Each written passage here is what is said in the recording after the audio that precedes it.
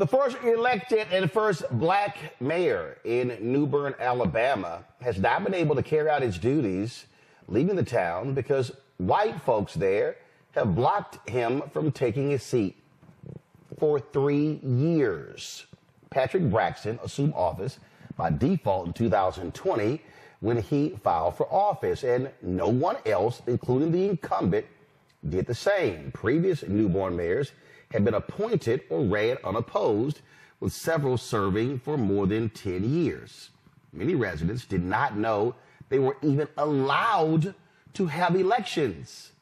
Seriously, Braxton has an ongoing lawsuit alleging the white town leaders arranged an illegal and secret special election, preventing Braxton from appointing a majority black town council and Newbern voters from electing their candidates of choice. And Newbern is about 77 miles southwest of Birmingham, and its population is 80% black, 20% white. However, the town's leadership, except for Braxton and his town council, has been majority white for years. The Legal Defense Fund has filed a preliminary injunction to force Newbern to hold elections and to allow its citizens to vote for the first time in years. My goodness, this is, okay, so I know somebody's watching me right now, and you're saying y'all have got to be kidding. But remember what happened in Ferguson. Same thing, 6-7% black, and for the longest they didn't have a black mayor. You often see this happen in these small towns in Alabama and Mississippi. And so we must understand this is a reality. Marina Fujani joins us right now, special counsel of the LDF. She's been working on this. Okay, so walk us through this. Walk us through this. When is the last time they actually had an election? So as we understand it, the town of Newbern has not had elections since at least the last few decades. They may not have ever had elections before the Voting Rights Act was passed in 1965. The last few decades? That's right. What the like? What the hell? Do the people there not get news? Were they seeing elections happening everywhere else, and no one said, "Hey, what about us?" So what's been happening is that different white residents of the town have been appointing themselves and other white residents that they know to the positions of town council member and mayor. And it's been essentially a hand-me-down governance system for the past several decades. So nobody black said anything? No one? I'm baffled that you can have a majority black town and literally this just went on and it was okay. I think it is hard to wrap your mind around in terms of why before 2020, when Patrick Braxton decided to run for mayor, why didn't that happen previously? But that just hasn't been the practice. That hasn't been the history. And also remember that this town is quite segregated. So the black people in the town live in a different part of town, and they have basically tended to take care of themselves by themselves without help of the official town governance. So, I mean, I get segregation. Okay, so all of a sudden, no one decides to run, so Patrick goes, hey, I'm going to run. And what? They just said, nope, you're not going to be the mayor. I mean, first of all, how does the state attorney general allow this to happen? I think that's a really good question. I think that's where things really start to get complicated when Patrick Braxton decided to run for mayor. At first, the outgoing mayor did not give him the proper information to qualify for a candidate of mayor, but Mr. Braxton was very intent on running and did the research that he needed to do so that he could still qualify. And then I think the problems really began not only after he decided to run, but it was really after he recruited other residents, and then it was only Black residents who decided to serve on his town council, that the outgoing white power structure decided that they wanted to put a stop to that. How large is this town's budget? What do they actually control? What are they in charge of? Well, Newbern is quite a small town that probably has between 200 to about 350 residents. There's the town post office, there's a town hall, there are a few other municipal buildings, but it's really quite small. So I don't actually think that this dispute is about getting a lot of access to town funds. It seemed to be more about holding on to those vestiges of power and trying to maintain that white-dominated town governance. So since this happened, have the Black folks there woken up? Have they realized that, man, we've been getting screwed all these years and we now want justice? We want this to be done the right way? I think since Mayor Braxton decided to run, since he recruited his town council members, since all of the media attention and the lawsuit, I think it has really changed the conversations that are happening in the town of Newbern, and it's making the residents really think about, for the first time, having a town government that serves them. So where do we stand right now? Is Braxton, is he in office? What's going on? Where we stand right now is that who the lawful mayor is and who the town council is in dispute, and it's really what the centerpiece of the lawsuit is. And we have a hearing on May 6th that is really going to go to the core of determining who the right mayor and town council should be, and also making the town of Newbern hold elections. Is this in state court? Is this in federal court? That's in federal court in the Southern District of Alabama. Have y'all heard anything from the state? From the town defendants? No. From State Secretary of State, from State Attorney General, from the governor. No. Is there where Newbern is I'm sure there's a county government there. So any of the county officials, how about the state rep or the state senator, the member of Congress that represents that area? Anything? They haven't been in touch with the Legal Defense Fund, but maybe they've been in touch with Mayor Braxton directly. Wow. It is just stunning that we can be in 2024 and these folks, they're located in the Black Belt, are still trying to actually elect their own mayor in leadership. Right, absolutely. That's just wild. So you said the hearing is May 6th? Yes, that's right. All right. Well, we certainly will be paying attention to see what happens. Thank you. All right. We appreciate it. Thanks a lot. Matt Manning, civil rights attorney out of Corpus Christi. He joins us. Also, Caleb Bethea, communication strategist, joins us as well. Michael Imhotep, host of the African History Network show out of Detroit. Matt, this is absolutely crazy, bro. This is insane. Yeah, this is not only insane. I thought that there had to be some weird issue with the maybe city ordinances or the codes. So actually, while you were speaking with the attorney, I read the Alabama law because I was just confused. And basically, in most states, they have a whole section of law that relates to municipalities and corporations and basically how cities and towns are incorporated and what their powers are, all of that. So Newbern would be a Class 8 municipality in the state of Alabama.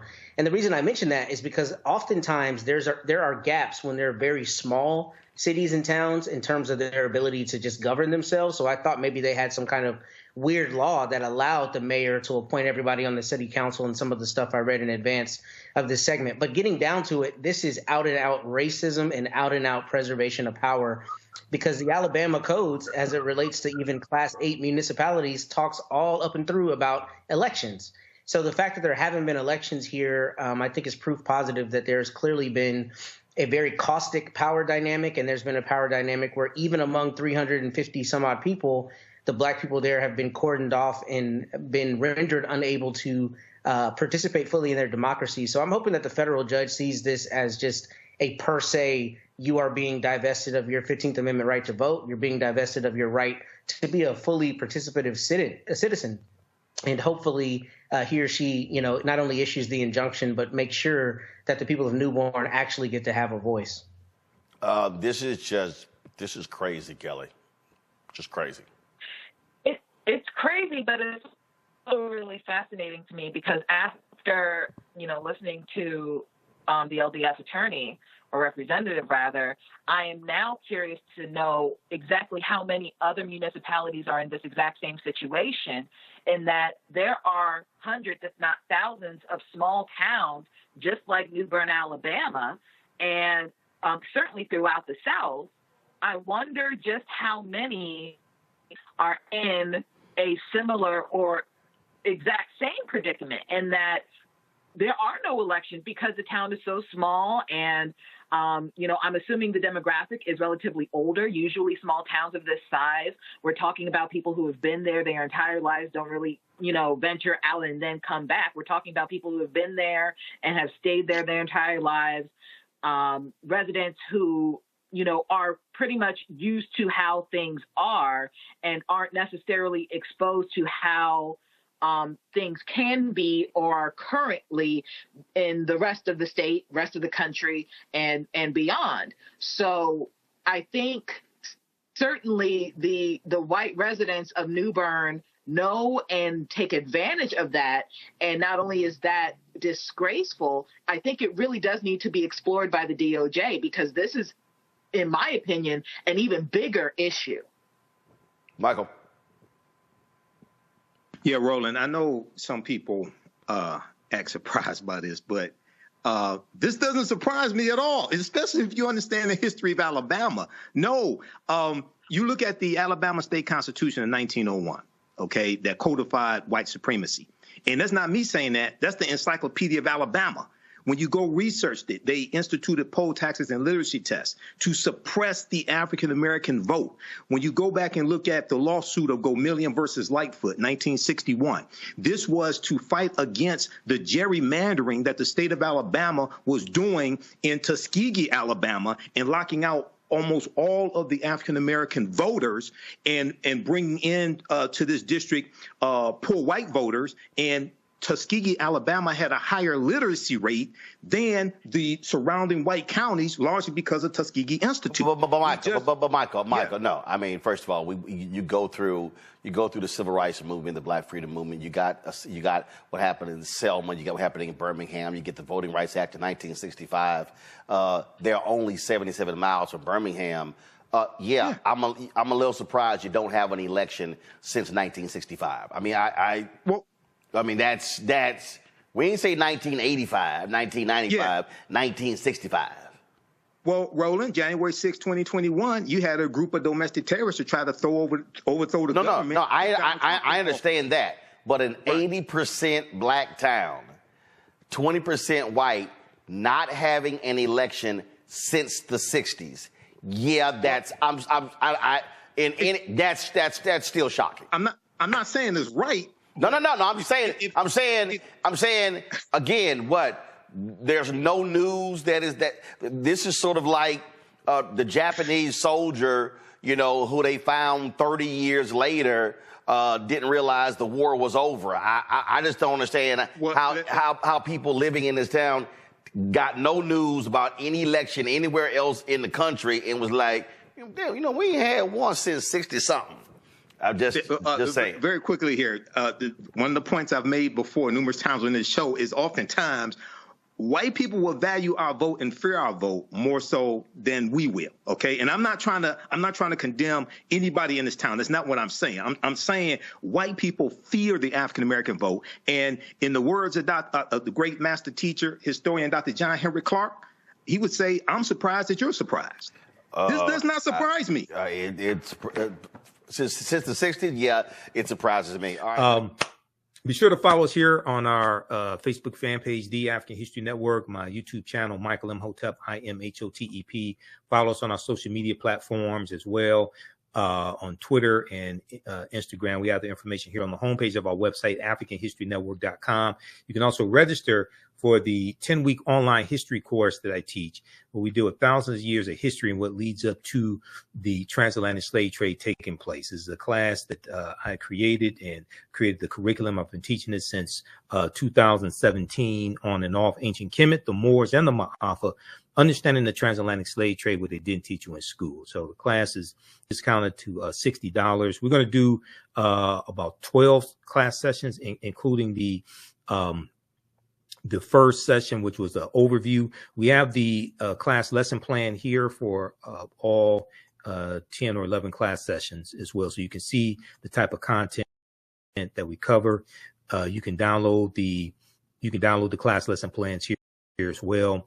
So we deal with thousands of years of history and what leads up to the transatlantic slave trade taking place. We look at some ancient African civilizations, not just ancient Kemet, but also Kush, Ethiopia. We look at Great Zimbabwe. We look at Hannibal Barca and Carthage. We talk about the African Moors as well. We have a preview of the class here also. So you can register for it. Click right here to register for the class. We do the sessions live. All the sessions are archived and recorded, so you can go back and watch it anytime. So a year from now, 2 years from now, you have full access. You can go back and watch the entire course, okay? Our next classes are Saturday, April 6th, Saturday, April 13th, April 20th, April 27th, 2024. And we do the classes usually 2 p.m. to 5 p.m. Eastern Standard Time. We may have one last class session after April 27th. We have to see how much we can cover, okay? But as soon as you register, you can start watching the content. And we're going to post the link right here, so you can start watching it right now as soon as you register for the class. The content is PG-13, so you can use this with your children. There are 80 to 100 articles that we reference in the class. There's like 15 books. You don't have to buy any books to follow along in class. And we talk about this here in the lesson plan. Okay, we can't start studying our history in slavery. Even when we study the transatlantic slave trade, which is important, we can't start in 1619 or the 1440s. When the Portuguese get involved, we have to deal with hundreds of years, deal with the 800-year occupation of Europe by the Africans known as the Moors, also deal with some of the history of the Khoisan, who go all around the world. There are 200 slides, over 200 slides that I put together in our PowerPoint presentation that we'll look at. There are 80 to 100 articles that we'll reference. So I picked out the articles. There are 15 books that we reference. So we show you excerpts of the book on the screen. You don't have to buy any of the books if you don't want to. They're good for your library if you want to. Also, we'll look at excerpts of interviews that I've done with some of our scholars, like Professor James Small, Professor Kabahai Kamene, Anthony Browder, Tony Browder, who wrote Nile Valley Contributions to Civilization and Egypt on the Potomac. We use those two books. Those are two of the books we use in the class. Also, we'll look at excerpts of interviews that I've done with Renoka Rashidi and some other scholars also. Okay, so we do the sessions live. All the sessions are recorded. You can go back and watch it anytime. All right. That's Ancient Kemet, the Moors, and the Ma'afa, understanding the transatlantic slave trade with